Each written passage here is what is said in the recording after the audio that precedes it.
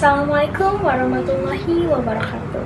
Selamat siang para remaja putri dan rekan mahasiswi yang hebat, generasi yang tumbuh di era digital. Saya sangat senang bisa berhadapan di hadapan kalian semua hari ini, para pengguna aktif Instagram, TikTok, dan platform visual lainnya. Kelompok yang paling rentan dan juga kelompok yang paling berpotensi untuk menjadi agen perubahan. Coba jujur pada diri kalian sendiri.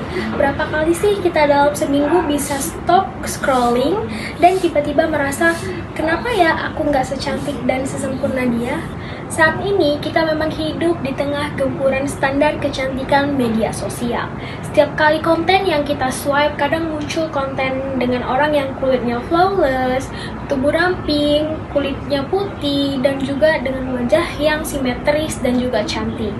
Konten tersebut disajikan seolah itu adalah norma atau menunjukkan bahwasannya standar kecantikan itu seperti ini loh. Padahal setiap orang itu memiliki kecantikan dan daya tarik dirinya masing-masing. Inilah inti dari apa yang akan kita bahas, bagaimana kita bisa mencintai diri sendiri di tengah gempuran standar kecantikan media sosial.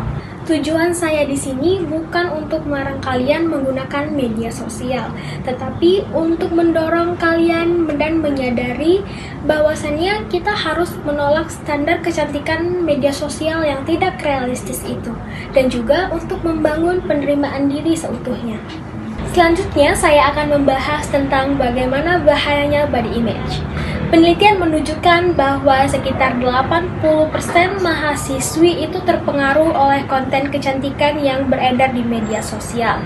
Konten kecantikan ini bukan menjadi masalah dari penampilan saja, tetapi karena menunjukkan bahwasannya konten tersebut memiliki standar kecantikan yang tidak realistis, ini telah menjadi masalah mental. Tanpa kita sadari bahwasannya ada beberapa dari konten kecantikan media sosial itu, konten tersebut itu sudah diedit dan difilter, dan dampaknya pada kita memunculkan body image negatif. Karena melihat konten tersebut, kita mulai tidak merasa percaya diri, stres, bahkan depresi, dan menyebabkan ketidakpuasan terhadap bentuk tubuh. Media sosial yang seharusnya menjadi tempat untuk bersosialisasi, tapi justru menjadi pemicu toxic comparison. Kita semua tahu bahwasannya tubuh kita itu bukanlah produk yang bisa dipoles dengan sempurna. Ada bekas jerawat, ada stretch mark, dan juga ada lipatan, dan kita tahu bahwasannya itu semua adalah normal. Kita harus menyadari dampak psikologis negatif ini muncul karena kita membiarkan konten tersebut mendefinisikan nilai diri kita sendiri. Dampak dari body shaming ini sangat serius. Penelitian menunjukkan bahwa body shaming ini bisa memunculkan kecemasan, depresi, rasa malu, bahkan dalam kasus ekstrim menimbulkan perilaku diet tidak sehat, bahkan bunuh diri.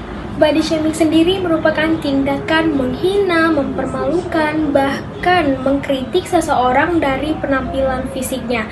Sayangnya, ini tidak datang dari orang lain, tetapi juga bisa datang dari diri kita sendiri atau yang lebih kita kenal sebagai self-body shaming.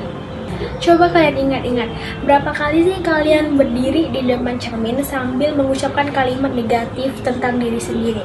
Seperti, oh kulitku kusam banget, wajahku jelek gitu. Nah, ini sendiri merupakan perilaku body shaming yang paling berbahaya karena bisa merusak self-esteem diri kita sendiri. Ada solusinya untuk bisa menghentikan self-body shaming, yaitu kita harus melakukan gerakan body positivity untuk kita bisa mempromosikan bahwasannya kita harus mencintai diri kita sendiri dan menerima segala bentuk ukuran tubuh kita. Cara yang pertama untuk kita bisa menghilangkan self body shaming dan juga mendorong langkah body positivity dengan cara menyaring konten yang ada di media sosial. Kita bisa mulai berhenti untuk mengikuti akun-akun yang membuat kita merasa buruk terhadap diri sendiri, dan juga beralih untuk mengikuti akun-akun yang menyediakan konten tentang keberagaman, terus juga kesehatan mental, dan juga body positivity. Cara yang kedua adalah dengan merubah pola pikir dari body comparison menjadi body appreciation. Kita harus fokus mengenai fungsi tubuh kita sendiri. Seperti kaki bisa membawa kita berlari, tangan bisa menghasilkan karya-karya, dan juga otak bisa menganalisis dan juga berpikir kritis. Kita harus menghargai fungsi sebenarnya dari tubuh kita, bukan hanya dari sekedar estetika. Cara yang ketiga adalah bersikap baik kepada diri sendiri. Kita harus memperlakukan diri kita sendiri seperti kita memperlakukan orang yang kita sayangi, dan juga bisa mengucapkan kalimat afirmasi seperti aku menerima tubuhku apa adanya hari ini. Juga bisa mengucapkan kalimat seperti tubuhku adalah rumah yang paling nyaman untuk ditinggali, dan juga aku cantik bukan karena aku sempurna, tetapi aku cantik karena aku otentik dan unik. Rekan-rekan sekalian, kita telah melihat bagaimana standar kecantikan di media sosial bisa merusak self-esteem kita. Maka dari itu, gunakanlah media sosial sebagai alat, bukan sebagai cermin yang bisa memantulkan kekurangan. Tujuannya agar kita bisa bertahan dari body shaming dan juga ilusi kecantikan yang ada di media sosial. Saya mengajak kalian mulai hari ini, buanglah semua hal yang membuat tubuh kalian merasa buruk dan peluklah tubuh kalian apa adanya. Ingatlah bahwa nilai kalian itu tidak ditentukan oleh angka di timbangan atau seberapa estetik postingan kalian.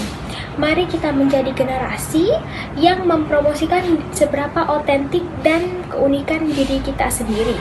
Self-love sendiri merupakan cara yang terus membuat kita merasa mencintai diri sendiri. Saya ucapkan terima kasih bagi yang telah mendengarkan dengan penuh perhatian. Jadilah trendsetter untuk kebaikan, self-love, dan penerimaan diri di lingkungan kalian. Saya ucapkan wassalamualaikum warahmatullahi wabarakatuh.